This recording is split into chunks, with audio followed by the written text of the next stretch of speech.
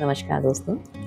आज तक हम अपने चैनल के ज़रिए आपके साथ सही, गलत, अच्छे, बुरे, गुण, अवगुण की न जाने कितनी ही सीखों को कहानियों के ज़रिए साझा करते हुए आए हैं। आज हमने सोचा कि क्यों ना हम आपके साथ सच्ची कहानियों और जीवंत उदाहरणों के साथ इन सीखों को साझा करें।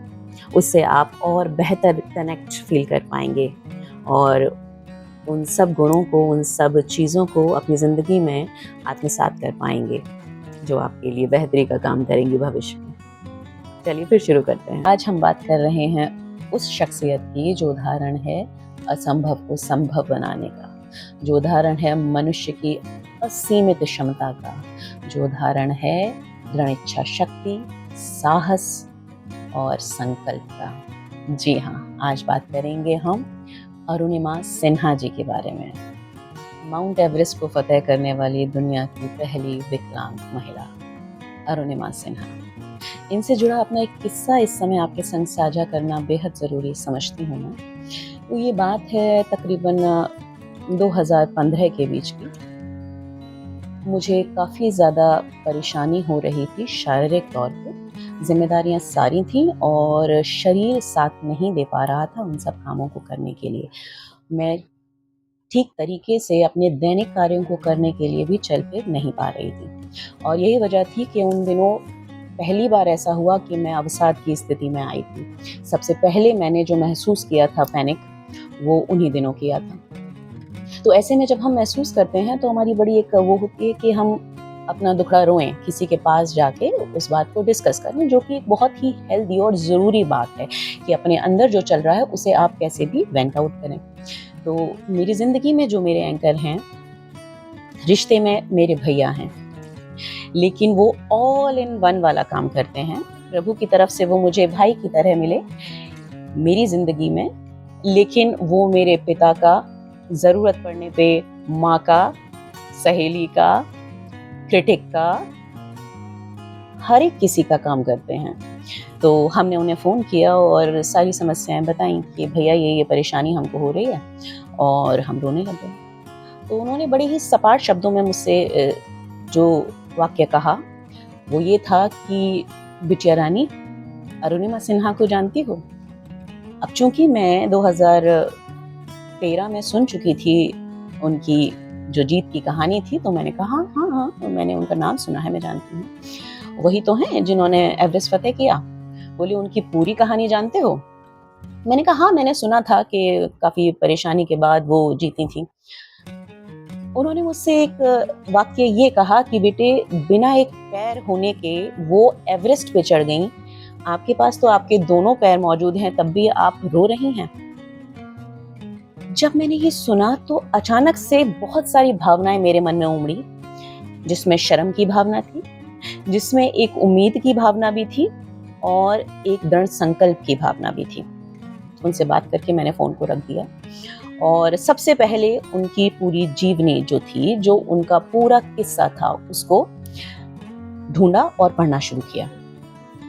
आज आपके सामने उसी किस्से को मैं ब्रीफली बताऊंगी, क्योंकि मेरे भैया की उस लाइन ने मुझे एक नई उम्मीद की किरण दिखाई थी अरुणिमा जी के जीवन का उदाहरण देके। इसलिए मैं चाहती हूँ कि हो सकता है आप में से कुछ ऐसे होंगे जो आज इस किस्से को, इस कहानी को, सच्ची कहानी को सुन के अपनी ज़िंदगी में वो उम्मीद की किरण महसूस कर सकें, जो इस समय अंधेरे में घिरा हुआ महसूस कर रहे हैं। फिर सुनिए ध्यान से इस शेरनी की कहानी, जिसका नाम है अरुणिमा सिन्हा। तो एक लड़की है, यूपी के अंबेडकर नगर जगह की वो बिटिया है और नेशनल लेवल वॉलीबॉल प्लेयर है। लखनऊ से दिल्ली जा रही है एग्ज़ाम देने के लिए। रास्ते में उसे कुछ अराजक तत्व मिलते हैं, कुछ बदमाश मिलते हैं जो उसकी सोने की चेन को खींचना चाहते थे। इस चक्कर में वो उनका सामना करती है, लड़ाई होती है और वो बदमाश जो थे वो उसको चलती ट्रेन से नीचे धकेल देते हैं। वो लड़की नीचे गिर जाती है।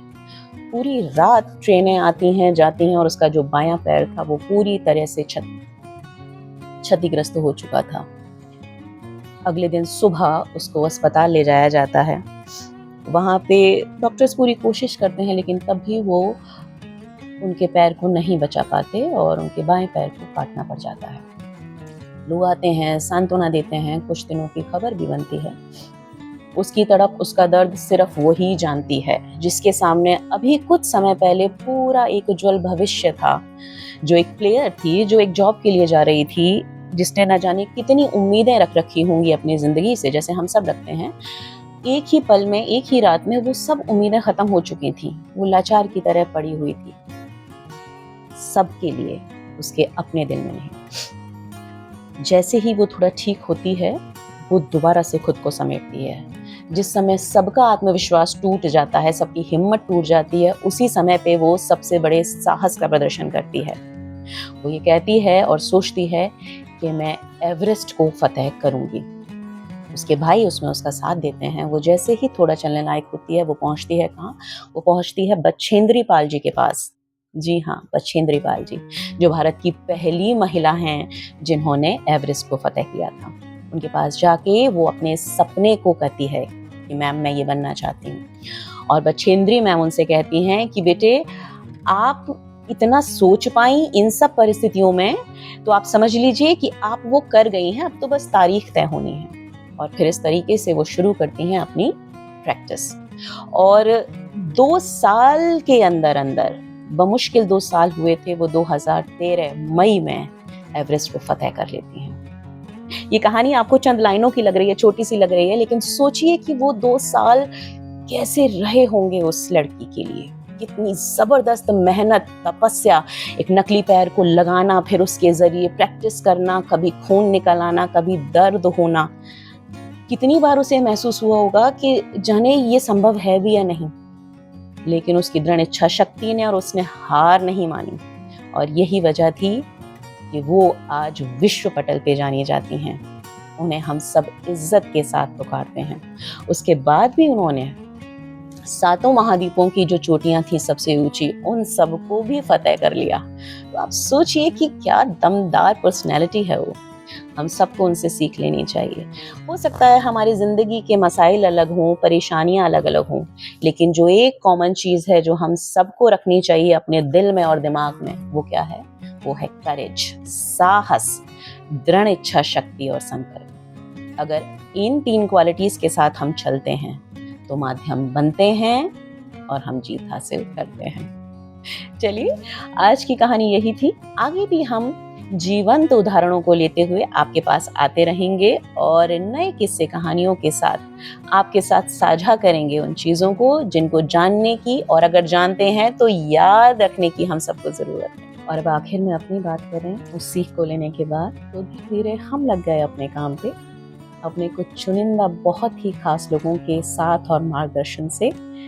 रोज मेहनत करनी होती है, लेकिन हाँ, जीत हासिल होती है। आज हम पूरी तरीके से आत्मनिर्भर हैं, अपने सब कामों को बहुत अच्छे से कर पाते हैं, बल्कि जो कभी उम्मीद भी नहीं की थी वो भी कर पाते हैं। बस हाँ, थोड़े प्रयास लगातार करने पड़ते हैं, इसलिए प्रयासों से डरना नहीं है। फिर असंभव भी संभव होता है। फिर मिलेंगे किसी और प्यारी सी प्रेरणादायक सच्ची कहानी के साथ। तब तक के लिए नमस्कार, take care and bye bye.